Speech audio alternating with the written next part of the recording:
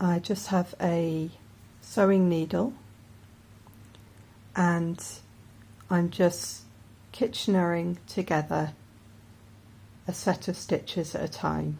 I'm working my way along, and this will basically, once it's finished, it won't look like it's been sewn together. First thing I'm going to do is go through with a needle purlwise, and this thread needs to be the same colour as the row that you're essentially replacing by Kitchenering this together. So purl, and then we're going to go on the back needle and go into the first stitch there, knitwise, like that, and pull that through. And that's only on the first 2 stitches. Now we're going to start Kitchener stitch proper. Go in on the first needle,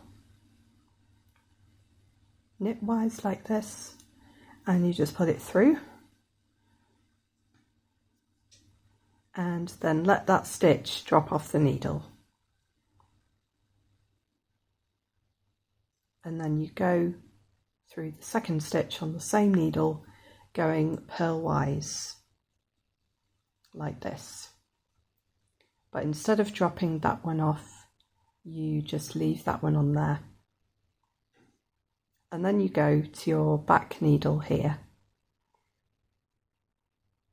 You go through purlwise on the first stitch on this needle,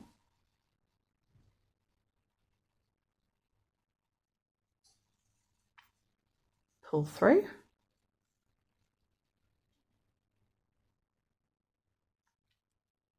and let that one drop, and then in knitwise through the second one. And this is going to sound really complicated if you haven't done it before, but you will get the hang of it. Yeah, just say to yourself, first needle, knitwise and drop, purlwise stay, purlwise drop, and knitwise stay. So knit, drop, purl, stay, purl, drop, knit, stay. And you'll basically gradually be sewing together your stitches. So there we've gone in knitwise. So going back over to here, going through again, knitwise, drop,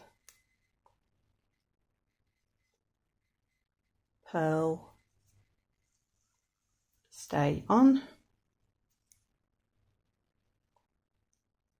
purl,